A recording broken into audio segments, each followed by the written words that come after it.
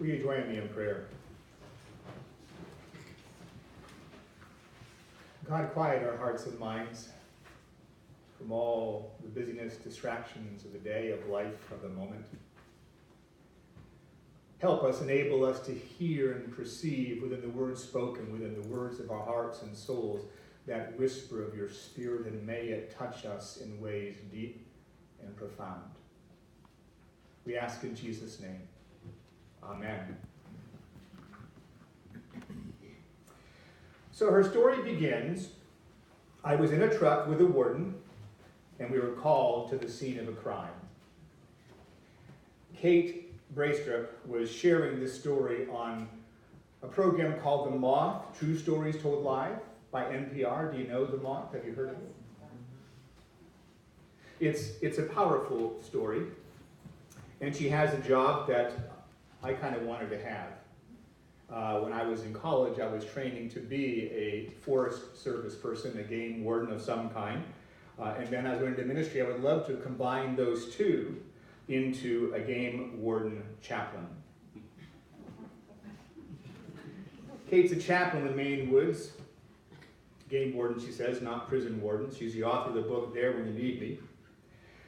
As she says that game wardens are law enforcement officers who enforce fish and wildlife laws. They also respond to wildland calamities, search and rescue injured hikers, snowmobile and hunting accidents. As a chaplain, she is there to minister to the injured and their friends and family with a compassionate presence. She is there for the spiritual well-being of the game wardens as well. And game wardens have jurisdiction just like state troopers statewide, any crime, anytime. Though when it comes to violent crimes, they really only deal with violence to like trout and trees. They don't usually deal with violence to people unless the wilderness is the crime scene. But if there's an urgent call, it will go to the closest available sworn unit, which sometimes is the warden's. So while most of the calls she responds to involve foolishness and frailty, they seldom involve malice and cruelty, but in her 15 years, some have. Like that night when she was in the truck with the warden, and they were called to the scene of the crime. As she tells it, a few days before this call, a man had supper with his friend. During the meal, he casually said he would soon be reunited with his ex-wife and children. The friend took this to mean that they're going to reconcile, though that struck him as a little bit odd, since the family had described the separation not so much as an estrangement, but as an escape from him. Protection from abuse orders and restraining orders had pretty much made that clear. So the friend didn't think it was likely, but he didn't challenge the thought. He just let it go by. In a day or two after that, the man brought a shotgun to his ex-wife's house. He shot her. He shot his daughter. He shot his son. Then he turned the weapon on himself. The local police officer arrived just in time to hear that final shot. And when the call went out for help from dispatch for backup, the closest available sworn units were game wardens. So Kate found herself in that truck on the way to the scene of the crime. She arrived at the little red house cordoned off with yellow police tape. She stood outside as the coroner, medical personnel, and police dressed in their blue protective jumpsuits went in and out, securing the scene of the crime and investigating it as well. It was a small community, like so many in Maine, where everyone seemed to know each other's business. So Kate listened to the stories. The woman was a kindergarten teacher, much beloved and respected in that community. One of the paramedics' kids was a classmate of the daughter. Another, a warden, had a daughter whom this teacher had taught to tie her shoes in the kindergarten class. The funeral van arrived and the staff began to prepare to transport the bodies. The medical examiner came out to meet them, and Kate intercepted him, and she asked, "Would it be all right with you if I said a blessing with each of the bodies when they bring them out before you load them for transport?" Now, Kate was prepared to explain the concept of trying to provide pastoral care for all these folks who were holding their faces so perfectly blank as they did their work, forestalling their own rage and grief and desire for justice. She was ready to explain the possibility of trying to retrieve this moment from evil, grab hold and pull it back in some form of redemption. But as it turned out, explanations were not necessary. Maine is small, and Dr. David knew Kate. And he simply said, absolutely. So when the first body bag came out and was put on the gurney, Dr. David said loudly, all right, everybody, Kate's gonna pray. And everything stopped and went still as folks folded their stained, gloved hands and bowed their heads. Kate stepped up to the gurney and asked, this is the head end, right? And Dr. David nodded. And Kate, she raised her hand, and as it slowly descended towards that head end, Dr. David said without particular emphasis, very calmly, you know, that's the shooter. And Kate's hand hesitated. Later, the warden said he noticed the pause and the hesitation, and he said, you know, I did wonder what you're going to pray for this guy, because all I could think of was, sorry, you bastard, you're on your own. Kate admitted it was all she could do to not snatch her hand away, and that's when a thought struck her. So, had we found it? Had we found the threshold at which love stops?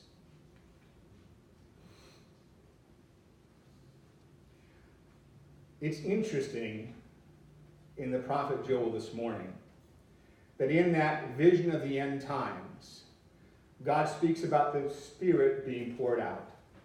There's a lot of phrases, a lot of content in this one particular prophecy, in this one particular piece of verse, but I want to draw your attention to just a couple of things. In that verse, God says, I will pour my Spirit out on all flesh. Your sons and daughters shall prophesy. Your old men shall dream dreams. Your young men shall see visions. Even male and female slaves in your household will see it. There doesn't seem to be any differentiation, which was eye-opening, if not profoundly disturbing in that day, between the old, the young, the privileged, the unprivileged, the slave, the free, the male or the female. No differentiation by ethnicity, by race, by gender, by economics. There was no threshold.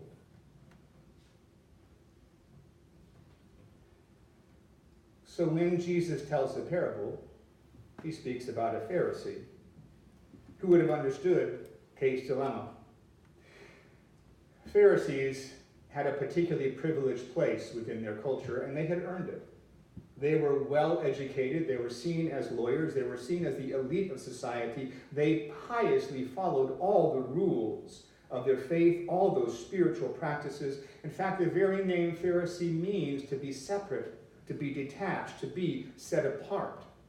They saw themselves as keeping themselves away from the mundane, from the ordinary, from the common people, so they could be focused in on becoming that paragon of virtue. And so as he stands there in prayer, there's a threshold between he and the other, that tax collector.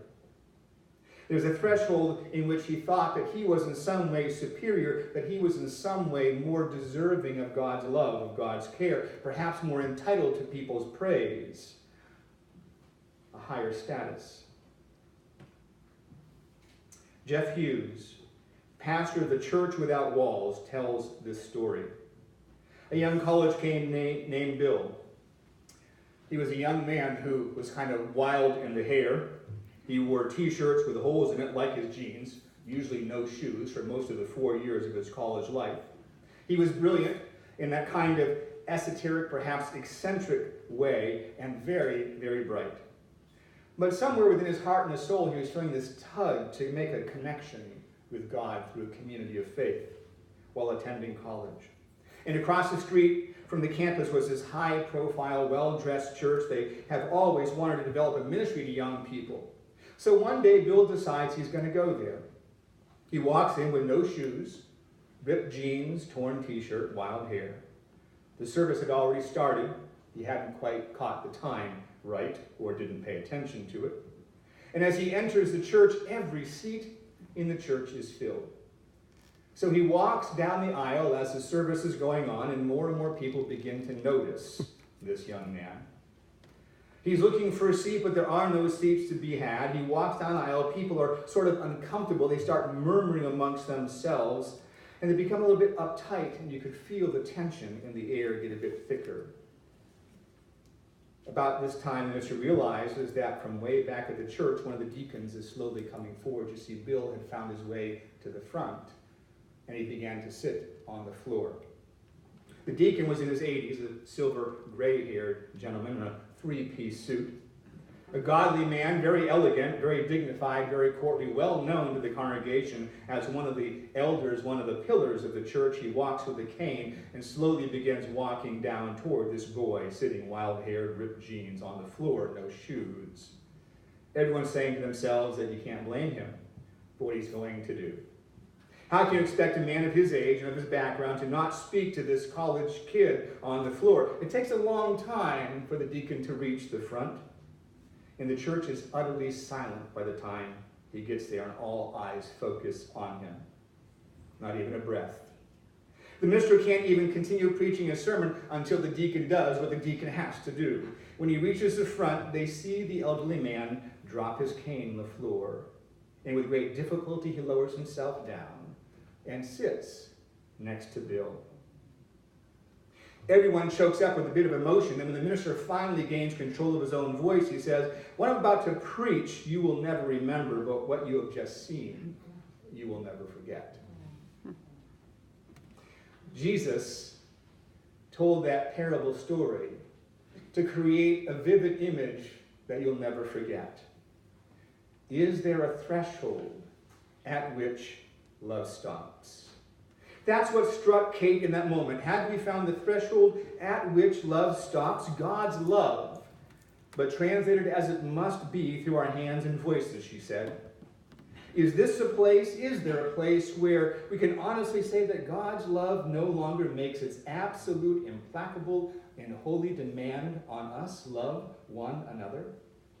Kate said it was easy to pray for the mom and the kids. With hands on the head end, she could commend them peacefully to God. From human hands to God's embrace. From human life to human memory. From love to love, a short, brief step. But for the shooter, body cooling, memory irremediably contaminated with pain and grief and rage, and his immortal destiny uncertain as far as everyone at that scene was concerned. Is there a threshold at which love stops? Kate would say he needed a blessing more than anyone, but that blessing was going to have to come from God. I did lower my hand eventually, she said, and laid it on the head end of his body bag, and I said, "Oh God, I am sorry." Is there a threshold at which love stops? You are a church that has done a concert for peace and harmony. You are a church that has held forums for citizens and police, come together to talk about all the issues raised with Black Lives Matter, All Lives Matter, Blue Lives Matter. You are a church that's about to embark on a racial justice training. You are a church that has done conversations on Islam. You have Hayam of Cape Cod here. You do refugee support. You are a church struggling to understand that there is no threshold at which God's love stops. And I commend you for that. And I invite that memory of a phrase I've used often. God did not command the whole world to go to church. God commanded the church to go to the whole world. So you who understand that there is no threshold at which love stops, may you bring God's love out into the world. Amen. Amen.